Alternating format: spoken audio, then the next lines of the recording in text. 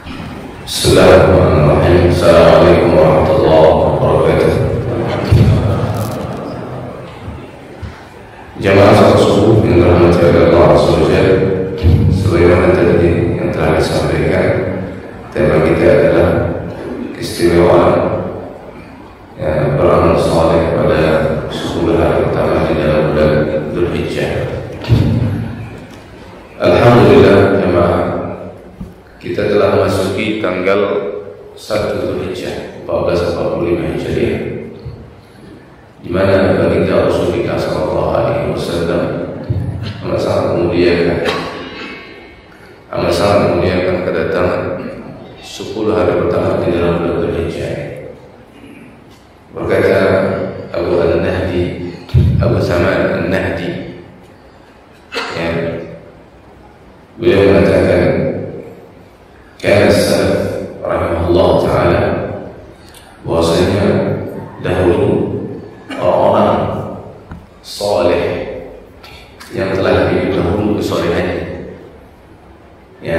dan telah meninggalkan kita semuanya, mereka betul-betul yu'azzimuna 13, mereka betul-betul mengagungkan 10 hari dari 3 bulan.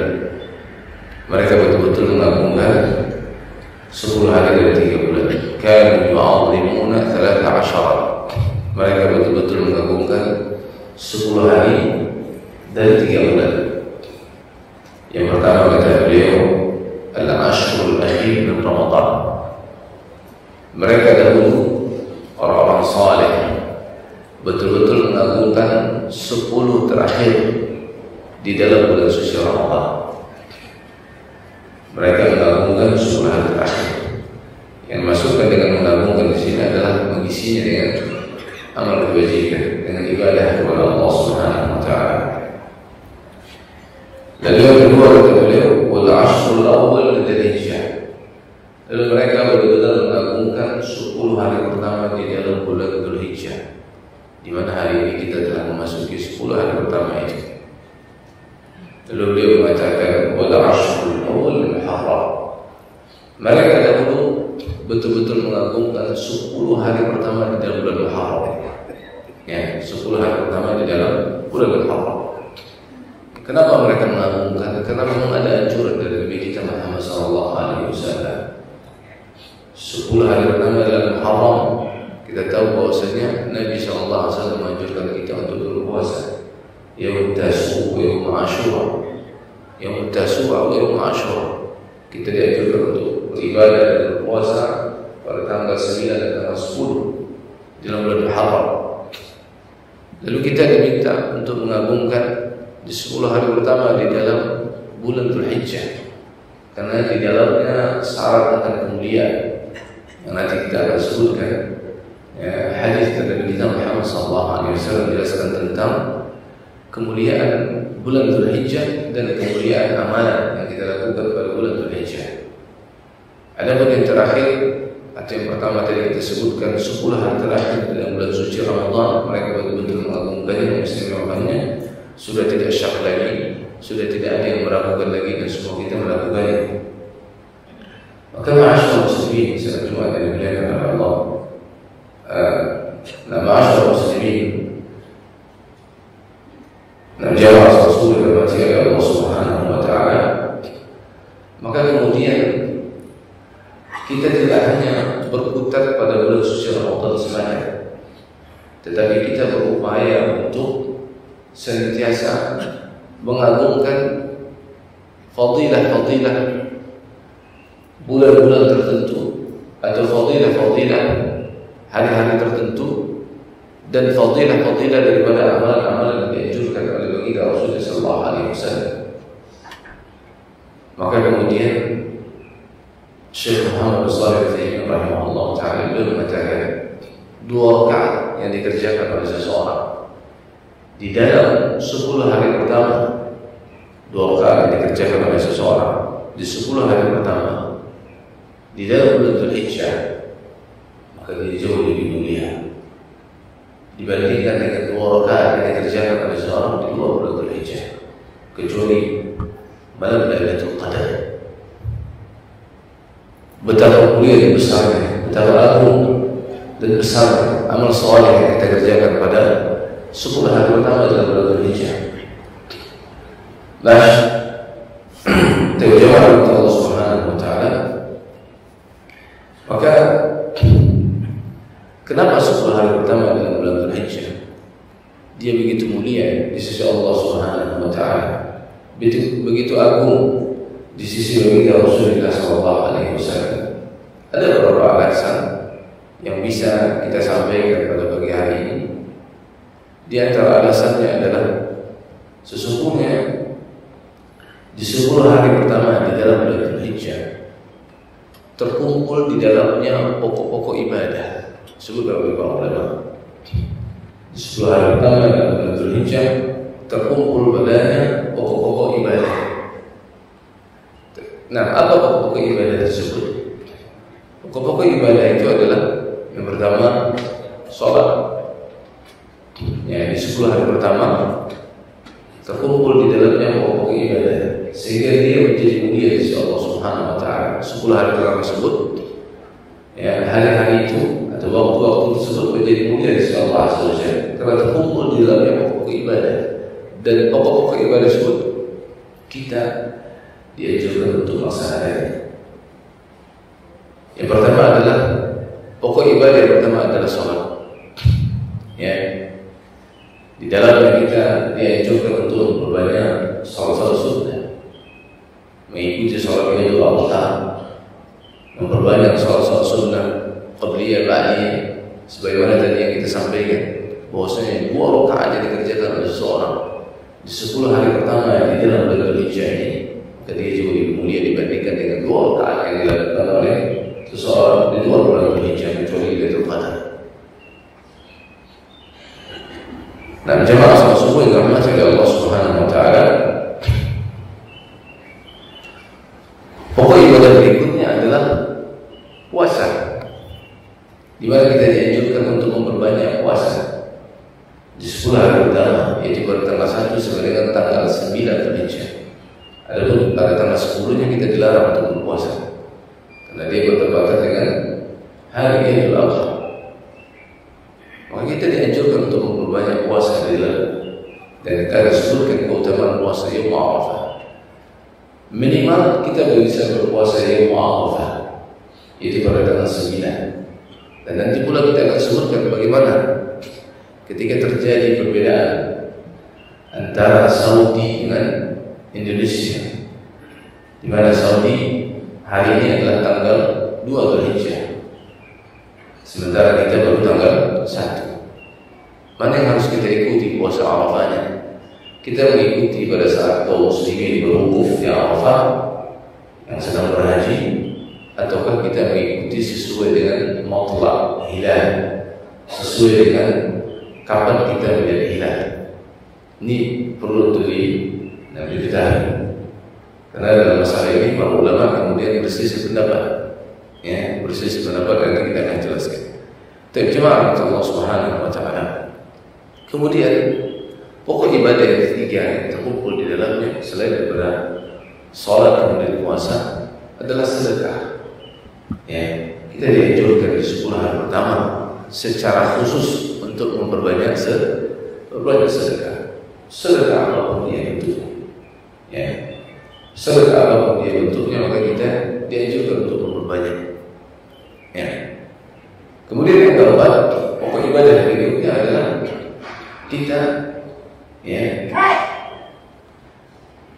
diperintahkan oleh Allah Subhanahu wa Ta'ala untuk melaksanakan haji dan umrah di 10 hari pertama tersebut.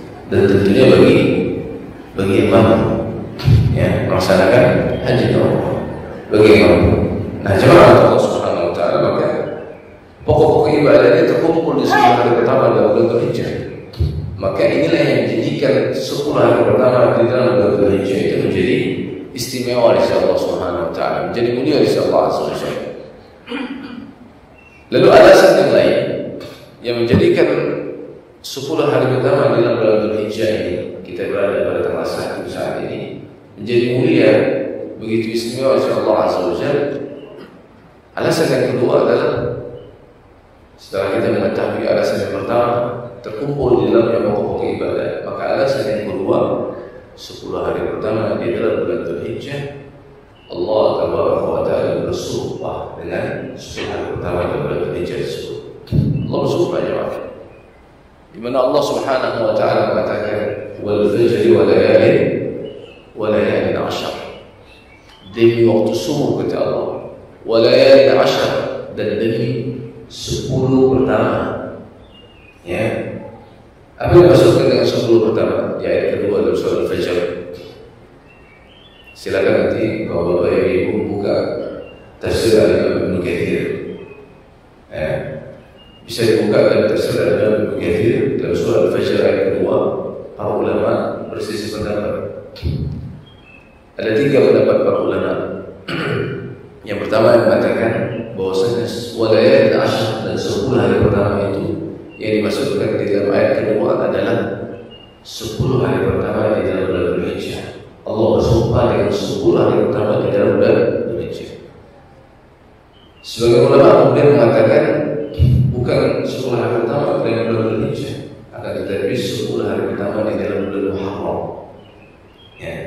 Pendapat ulama yang ketiga mengatakan yang dimaksudkan dengan 10 hari pertama Allah bersumpah dengannya adalah 10 hari pertama di dalam bulan suci Ramadan. Ya. Maka pendapat yang dikuatkan oleh Imam Ibnu Katsir rahimahullah taala dan tafsir beliau adalah pendapat yang pertama, yaitu pendapat Abdullah bin Abbas. Beliau adalah seorang mufassir, sahabi jalil. Beliau adalah sahabat Rasulullah SAW dan didoakan oleh Rasulullah SAW wa ta'wil. Ya Allah berikan dia dalam urusan agama dan ajarkan dia dalam urusan tafsir Al-Quran. Maka Imam Ibnu Katsir rahimahullah taala ya membawa pendapat ini, kemudian beliau merajihkan itu pendapatnya Abdullah bin Abbas sebagaimana dikuatkan oleh Imam Ahmad bin Hanbal rahimahullah taala. Maka ayat yang kedua jemaah Allah azza wa jalla, Allah bersumpah dengannya yaitu dengan 10 hari pertama di dalam bulan Dzulhijjah. Kata para ulama, Allah tidaklah bersumpah dengan makhluknya. Ya, sedangkan makhluk tidak boleh bersumpah dengan nama makhluk yang lain. Allah bersumpah dengan makhluknya, ini menunjukkan bahwasanya makhluk tersebut bernilai sangat mulia dan agung di sisi Allah azza wa jalla. Ya, sangat agung di sisi Allah Subhanahu wa taala. Ini alasan yang kedua kenapa 10 hari pertama begitu ya istimewa dan agung di sisi Allah Subhanahu wa taala. Kemudian alasan yang ketiga jemaah Allah subhanahu. Alasan yang ketiga bahwa 10 hari pertama ini adalah hari-hari yang Allah telah menentukan hari-hari tersebut. Telah ditentukan oleh Allah subhanahu. Ya, Allah yang menentukan. Allah yang menjelaskan kepada kita tentang fadilah daripada 10 hari pertama itu. Apa kata Allah? Yadhkuru smallahi fi ayyamin ma'dudatin 'ala ma razaqahum min bahitil an'am. Agar mereka kata Allah, yadhkuru smallah, agar mereka ingat kepada Allah azza wa jalla, agar mereka terus ingat Allah Subhanahu wa taala di 10 hari pertama itu dan di bulan-bulan yang lain. Mengapa yadhkuru smallah fi ayyamin ma'dudatin, pada hari-hari yang telah ditentukan kata Allah.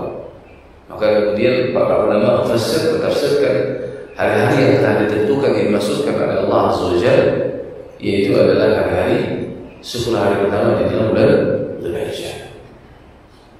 Kemudian alasan berikutnya jemaah Allah Subhanahu wa taala kenapa 10 hari pertama dalam bulan Dzulhijjah yang mulia dan agung di sisi Allah Subhanahu wa taala, karena di dalamnya terdapat Yaum Arafah. Di dalamnya terdapat hari Arafah, di mana Nabi SAW mengatakan al-hajju Arafah.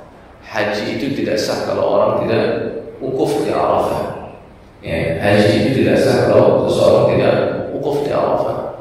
Jadi 10 hari pertama mulia insyaallah karena di salah satu tanggalnya terdapat tanggal 9, di mana tanggal 9 itu merupakan hari yang mulia, di mana kaum muslimin wukuf di Arafah. Bagi yang tidak wukuf, kita dianjurkan untuk berpuasa. Ya. Kata Nabi SAW dalam sebuah hadis, khairu doa Yaum Arafah. Sebaik-baik doa itu adalah doa pada hari hari Arafah. Ya, apakah doa pada hari Arafah khusus bagi orang yang berhaji? Di sini juga para ulama memberi ikhtilaf. Ada yang mengatakan doa yang maksud kata Nabi SAW adalah khusus bagi yang sedang wukuf di Arafah. Ada yang mengatakan maksudnya apa? Ya, sebaik-baik doa adalah doa pada hari Arafah, umum bagi siapa pun. Mau mereka yang berhaji itu yang tidak berhaji. Dan Nabi SAW mengatakan di antara doa yang aku ucapkan dan para nabi sebelumnya mengucapkan, sebaik-baik doa yang aku ucapkan kata Nabi SAW pada hari Arafah itu adalah La ilaha illallah wahdahu la syarika lah, lahul mulk wa lahul hamd wa huwa ala kulli syai'in qadir. Bisa kita baca di bawah. Hari Arafah merupakan hari yang mulia. Ya. Kemudian alasan yang lain jemaah Allah Subhanahu wa taala yang menjadikan 10 hari pertama di dalam bulan Dzulhijjah yang mulia di sisi Allah Subhanahu wa taala adalah karena di dalamnya terdapat tanggal 10. Di dalamnya terdapat tanggal 10, yaitu tanggal 10 Dzulhijjah, atau yang disebut dengan Yaumul Nahar, hari di mana kaum muslimin menyembelih hewan kurban mereka masing-masing. Nabi yang mulia alaihissalatu wassalam menjelaskan tentang keagungan tanggal 10 dan tanggal 11. Berkata beliau, "A'dhamul ayyam 'indallah yaumun nahar wa yaumul qadr." Ya, a'dhamul ayyam 'indallah, semulia-mulia ya hari-hari yang paling agung di sisi Allah Subhanahu wa taala yang ada di atas dunia ini, hari yang paling agung, hari yang paling mulia di sisi Allah Subhanahu wa taala di atas dunia ini, kata Nabi, adalah Yaumun Nahar. Jadi tidak ada hari yang paling agung di sisi Allah Subhanahu wa taala melainkan Yaumun Nahar. Hari yang paling mulia di sisi Allah Azza wa Jalla adalah Yaumun Nahar. Itu hari di saat kaum muslimin menyembelih. Itu hari yang paling agung di sisi Allah yang ada di atas dunia ini. Kemudian kata Nabi SAW, Yaumul Qadr, dan hari yaitu pada tanggal 11 Dzulhijjah, dan hari di mana kaum muslimin sedang mabit di Mina. Itu Yaumul Qadr.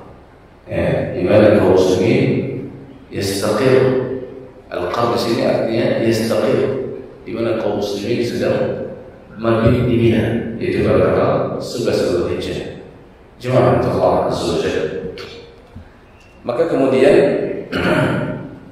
para ulama mencoba mengkomparasikan, membandingkan mana yang lebih mulia, 10 hari pertama di dalam bulan Dzulhijjah atau 10 terakhir di dalam bulan suci Ramadan.